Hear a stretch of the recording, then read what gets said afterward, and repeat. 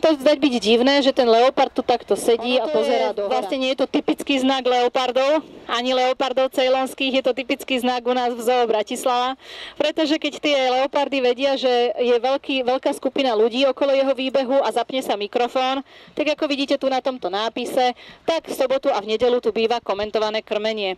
To znamená, že chovatelia pripravia nejakú potravu pre zvieratka a buď my ako lektori alebo ľudia samotní si môžu tie zvieratka nakrmiť. Pri leopardoch krmievame leopardy my, a to tak, že prehadzujeme mäsko, kusy mäsa cez tú sieť z vrchu. Čiže tá leopardica, ako náhle počuje, že sa zapne mikrofón a že je tu skupina ľudí, tak automaticky očakáva mäso. Dneska ho teda mať nebude, pretože toto nie je komentované krmenie, to ja vás iba sprevádzam a idem vám niečo povedať zaujímavé o jednotlivých zvieratkách vybraných, ktoré tu u nás žijú.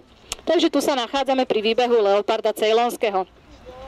Mal by tu byť v tomto výbehu nie len, že tento jeden, ale oni dostávajú svoju krmnú dávku, dostávajú pravidelný prídel mäsa, takže oni určite hladné nie sú ani nestrádajú. Samozrejme, všetky veľké mačkovité šelmy majú tak raz, dvakrát do týždňa hladovku v zoologickej záhrade. Prečo myslíte, že to tak je? No, povedzte, môžete hovoriť, nemusíte sa hlásiť dneska výnimočne. Aby im dobre trávilo. Tak je to dobré pre ich trávenie a takisto aj vo voľnej prírode málo kedy mačkovitá šelma niečo uloví, keď ide na lov. Je veľmi malá pravdepodobnosť, že keď sa vyberie za nejakou korisťou, tak ju naozaj chytí. Čo môže byť korisťou u leopardov, alebo teda u mačkovitých šeliem? Čím sa živia? No, hovorte. Tak, antilopy všelijaké, cicavce rôzne, malé, veľké, takisto to môžu byť vtáky, takisto to môžu byť vajíčka, ktoré nájdú na zemi od nejakých vtákov, ktoré na zemi hniezdia. Takže všelijaká mäsitá potrava, ktorá sa len nájde a tou sa živia tieto naše leopardy, aj teda všetky mačkovité šelmy. Pozrite sa hore vlastne na ten výbeh, čo tam vidíte nad tým výbehom? Sieť. Prečo je tam tá sieť? Aby neušli. Čo je typické pre leopardy? Lezenie na stromy. Prečo lezú vo voľnej prírode na stromy? No, môže byť, že lovia, ale čo by tam tak asi ulovili na tom strome? Výhľad je dobrý, aj oddych je tam dobrý. Vtáky ale čo? Väčšinou odletia. Takže na čo potrebuje ten strom? Vajíčka tam môžu nájsť, ale tie sú väčšinou v hniezde na nejakých tenších konároch. Tak, výborne, aby im niekto nezobral úlovok. Čiže keď ten leopard si už konečne niečo v tej voľnej prírode uloví, tak on si tú korisť, ktorá je niekedy ťažšia aj ako samotný ten leopard, pekne chytí a vyniesie si ju na strom a na ten strom si ju tam položí na tie konáre a tam si to potom v kľude zožerie. Čiže on v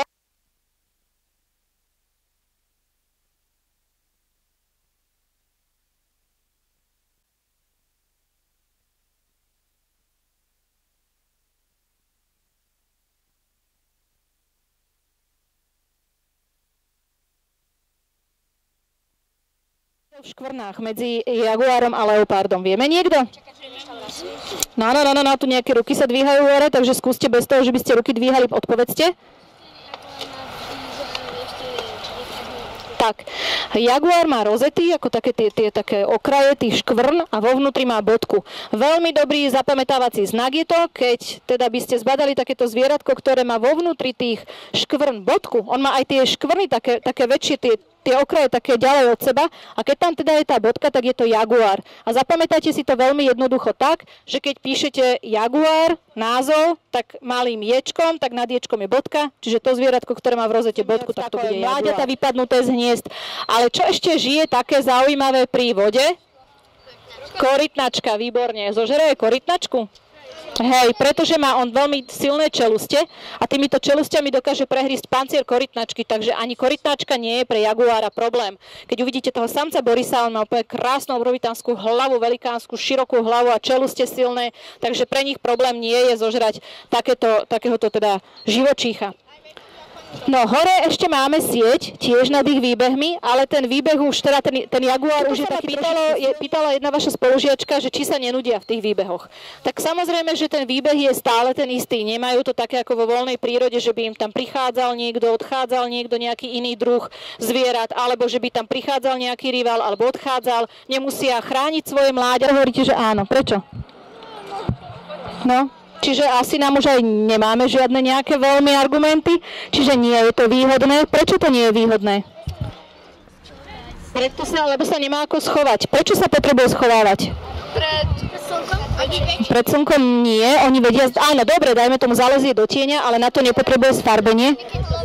Výborne. Výborne. Keď loví nejaké kopytníky alebo akúkoľvek inú korisť, on potrebuje byť schovaný, aby si ho ostatné zvieratká, ktoré on loví, nevšimli. Ak by mal takéto biele sfarbenie a tá vegetácia je taká dohnedá, alebo piesok je tam, alebo skaly sú tam a on by veľmi svietil, tak čo by sa stalo s tou korisťou? Utiekla by tá korisť, lebo by ho zbadala, presne. A teraz mi ešte povedzte, kto okrem koristi by ho veľmi ľahko videl. Do mikrofónu niekto. No. Kto vidí zviera vo voľnej prírode, tigra napríklad, človek. A čo potom sa stane? Na čo človek potrebuje vidieť alebo nepotrebuje vidieť? Prečo je ohrozenie? Aby učiekol. No hej, ale prečo je to ohrozenie pre tigra, aby ho videl človek?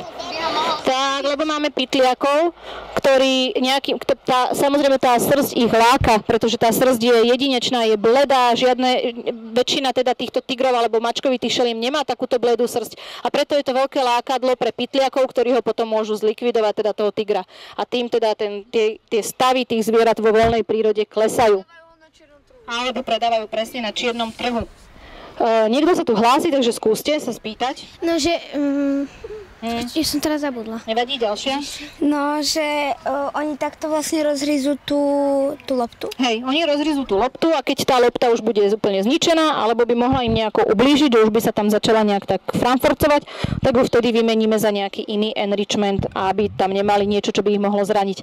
Na chvíľočku budeme ešte rozprávať ja, do chvíľočku vás preruším vaše otázky. Začína byť teplo, takže keď vám bude veľmi teplo, tak už mi povedzte a presunieme sa. Všimnite si, ale že je to opäť tak aj vo voľnej prírode. Samica žije oddelenie s mláďatami a samec teda tiež je oddelenie a samica vychováva mláďatá potom samostatne. Pozrime sa ešte teraz, keď ich takto pekne vidíme, že na tie pásiky, čo majú na tele. Majú tieto pásiky na tele tigrov niečo spoločné s ľuďmi a niečo na ľudskom tele, alebo súčasťou, čo je ľudského tela. Ešte vám aj pomáham, dlaň, prsty. No, tam čiary nie, ale prsty. No, koža, a čo tam ešte je na prstoch? Na vankúšikoch prstov, čo máme? Niekto rovnaké otlačky prstov? Nie, už nikto iný nebude mať otlačky prstov také isté ako ja. A preto sa využívajú tieto otlačky prstov. Ale teda majú niečo také tigre na svojom tele, čo tiež je veľmi individuálne, že žiadny tiger už mať nebude? A čo to je? Na labke nie. No, veď pásiky som vám hovorila. Pásiky majú na tele a tie pásiky, každý jedinec má inú štruktúru, iné zoskupenie, iný tvar tých pásikov a žiadny iný tiger už nemá také isté pásiky, ako má nejaký iný tiger. Takže aj na základe tohto sa vedia odlíšiť od seba, ale samozrejme aj na základe veľkosti tela, či je to samec, samica a tak. No a teraz vidíme, že šilang vstala, trošku sa ide prejsť, takže tá samica, čo tam je, sa volá šilang. Vo vnútri máme ešte samca Achillesa a máme tam 3 mláďatká, ktoré sa narodili v decembri minulého roku, čiže majú asi 5 mesiacov. Achilles je samec. Ona vidíte, že teraz už nechcela byť na slniečku, prešla do tieňa a je tak vysoko, že mláďata sa k nej ťažko dostanú, takže ona tam má teraz taký relatívny kľud. Hlásiš sa, čože by si chcela? Do mikrofónu. No, že ten samec aj niekedy aj ako vychádza von. Oni sa striedajú. Keď je samica s mláďatami vonku, vtedy je samec buď vo vnútornom priestore alebo v spálniach a potom sa oni striedajú, takže zase samec je vonku a samica je potom vo vnútri. Inak tu je také ešte jazierko, keď sme pri tom samcovi, tuto je jazierko, ktoré v lete tam bude voda. Achilles má veľmi rád vodu a keď pôjdete niekedy sem v lete a uvidíte tigra, ktorý je celý namočený vo vode, len konček vychádzajú a môžu spolu byť aj mimo obdobia ruje, čo je veľmi výhodné pre nás, lebo môžu byť celý deň pekne spolu vonku a nemusia byť na striedačku vo vonkajších a vnútorných priestoroch. Hlásiš sa? Ja by som sa chcela spýtať, že či sa aj ako jedia, ako tie tigre. Či sa jedia, či sa... No, či proste ten asi samec niekedy zje tie malé. On by ich asi nezjedol, ale by im ublížil. Proste by sa ich snažil vyhnať z toho priestoru, ale keďže oni nemajú kam ísť, odtiaľto vo voľnej prírode by si ich chránila tá samica a odháňala by toho samca. Respektíve to teritorium je tak prekrížené, že on není na celom teritóriu tej samice. Čiže ona vlastne, tá samica by si ich vedela ubrániť a keď už sú veľké, by sa bránili aj same, alebo by ich schovávala tak, aby ich ten samec nenašiel. A on ani nemá dôvod tam proste liesť do toho jej teritoria. Lenže to je také, že majú to teritorium spoločné, čiže on tak či tak by musel byť na tom istom území ako ona. Čo je teritorium? To už asi vieme. územie, na ktorom žijú a on si to teritorium nielenže chráni, si ho ešte aj značkuje. Ako si ho značkuje? Tak, výkalmi, močom, škrabaním do nejakých konárov a revom. No a teraz je tam jeden dominantný samec, jeden dominantný lev. Lenže po tej prírode, okolo toho jeho teritória, chodia aj ďalšie levy. A tie levy, tie samce chcú čo? No, chcú samice a chcú to jeho územie. Čiže oni občas teda sa stretávajú, keď teda vchádzajú mu do jeho územia a tie levy sa navzájom vidia. Vidia sa, ako vyzerajú, aké sú veľké, či sú mladé, či sú staré. A teraz tá hriva, ktorú oni majú, tie levy, tie samce, je práve tým znakom toho, ako je na tom ten lev. Keď tá hriva je veľmi hustá, obrovská, veľká, tak vie aj ten druhý lev, že aha, tak toto je dominantný samec v jeho najlepšej sile a kondícii, takže sa mi veľmi neoplatí teraz tutok vyvolávať nejaké strety kvôli samiciam, pretože to prehrám. Takže tá hriva je aj znakom toho zdravotného stavu a tej kondície toho leva. A ako si ty veľmi dobre povedal, keď by boli rovnako veľkí, platí s ním bojovať alebo nie, aby som nebol zranený. Ale keď by naozaj už došlo k tomu súboju, tak vtedy oni sa práve udierajú tými labami do toho krku, hej, čiže dva samce bojujú tak, že sa udierajú labami do krku a tam je práve dôležitá tiež tá hriva, pretože tá hriva zabraňuje tomu zraneniu, pretože si môžu veľmi ublížiť na tom krku. Ešte dajte ručičky na chvíľu dole, ešte vám poviem, že prečo presne, že prečo teda takto. Prišlo by k tomu, že teda treba aj loviť občas niečo treba zožrať. Kto loví? Samica. Samica? Aj samica, ale... No a teraz, že uvidíme. Keď mám malé. Takže samica, ale priklonila by som sa viac k tej samici, aj keď vraj už levy občas teda im chodievajú pomáhať, chodia na lov, ale ide sama samica? Krmovinárske autičko. Poďme sa presunúť na niektorú stranu, lebo sme na šnúrach. Oni chodia so samicami. Že teda loví v podstate samica, ale ja sa pýtam, či loví sama samica. Nie, s ďalšími samicami. Viete niekto, ako sa takémuto lovu hovorí? To nebudete vedieť. Skupinový alebo koordinovaný lov. Ostatné mláďatá toleruje, necháva ich na pokoji, necháva ich žiť a dokonca môžu po ňom loziť a trošku sa s nimi hrá. Ano. A čo je zaujímavé pri samiciach? Každá samica sa stará o svoje mláďa? Alebo ako nie, to tam o všetky sa starajú. Tak, starajú sa spoločne bárziako, ešte si aj pomáhajú pri kojení a pomáhajú si ešte aj pri výchove mláďat. No a môže sa niekedy stať, že samec zabije mláďatá? Nie. No, niekto mi tu hovorí, že áno. Viete, kedy sa to môže stať? No, skoro. Výborne, si dobre. Áno. Keď sa stane to, že ten samec, ktorý tam bol pôvodne, ten dominantný, že on zahynie, už je starý, alebo je chorý, alebo je zranený, proste zomrie, alebo ho nahradí iný dominantný samec, tak keď príde ten nový samec do tej rodiny a začne tam teda šéfovať on, tak urobí to, že vyzabíja všetky mláďatá, ktoré sú kojené. Nie tie mláďatá, čo sa vedia o seba postarať, tie mladé levy, ale tie, ktoré sú kojené. Prečo to robí? Lebo chce ich zničiť. Je to, no. Aj preto, že to je od toho starého, ale to až tak nie je ten dôvod.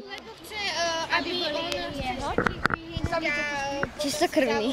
Aby jeho mal zás ďalší.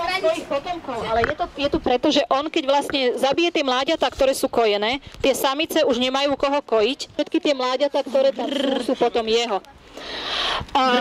Máme tu takto tie naše mačkovité šelmy. Ešte vás som sa pýtala, koľko zožere lev za deň? Nepýtala, tak koľko zožere lev za deň? 10 kg. No nie, tak tých 8 kg mesa zožerie lev na deň. Krmíme ich všetkými druhmi mesa. Čo to znamená všetky druhy mesa? Hovädzie, zajačie. Bravčové. No, bravčové je výnimka. Kuracie, áno, rybacie, hej. Bravčové je výnimka.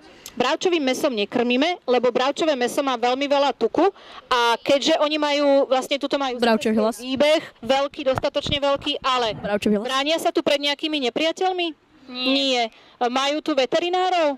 Áno, čiže nestrádajú nejakú, musia si lozúrov, no ale čo s nimi? Ostré ich majú prečo? Aby mohli liesť po stromoch. Aj liesť po stromoch, aj škriabať. Tým škriabaním si to obrusujú, ale keď vy sa hráte s tou vašou mačkou domácou a ona je strašne vo veľkej hre a teraz vy takto potiahnete ruku, tak čo sa stane? Škrapne vás, veľmi rýchlo tým pazúrom zatne, aby ste jej neutiekli s tou rukou. Čiže tie veľmi ostré pazúry im slúžia na čo tým šelmám? Na lov, na chytenie koristi. A prečo ich majú zaťahovacie? Hovoríme tomu, že ich majú zaťahovacie. Na čo im to slúži? Tak vlastne by nešla? Keby mali rovné, no tak by tá koryť ušla. Lebo prečo by ušla? Lebo by sa vysunula. Zapichnula. Lebo by ju počula by ich tá korisť. Oni keď majú tie pazury zaťahovacie, tak idú nehlučne. Majú osrstené labky aj zo spodu a idú nehlučne. Viete mi povedať nejakú veľkú mačkovitú šelmu, ktorá má len čiastočne zaťahovacie pazury? Tiger. Nie. Nie. Nie. Pitbull nie je mačkovitá. No, gepard. A prečo gepard? Gepard stále iba beží. No, gepard by možno aj vedel asi liesť po stromoch, ale on hlavne veľmi rýchlo beží, na veľmi krátku vzdialenosť sa vie veľmi rýchlo rozbehnúť. Ale čo robí tá korisť pred ním? Beží a čo ešte robí?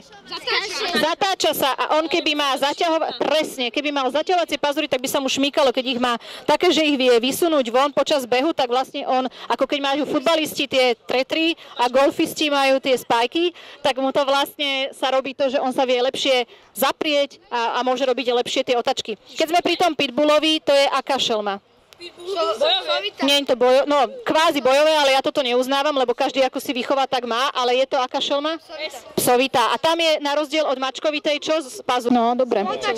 Čiže je to leopard. Nejak takto to funguje spolu, volajako. Počkajte, aby sme ho neurobili predkus. Plastická operácia. Predkus, vieš čo predkus? To je, že ty keď máš zuby, tak máš nožnicového skusu, čiže vrchná čelusť je vpredu pred tou spodnou. A keď sme pri tých psíkoch, viete mi povedať nejakého psíka, ktorý má predkus? Čiže takto má predné zuby teda spodné zuby pred prednými, bulldog napríklad, boxer. Dobre, ideme ďalej.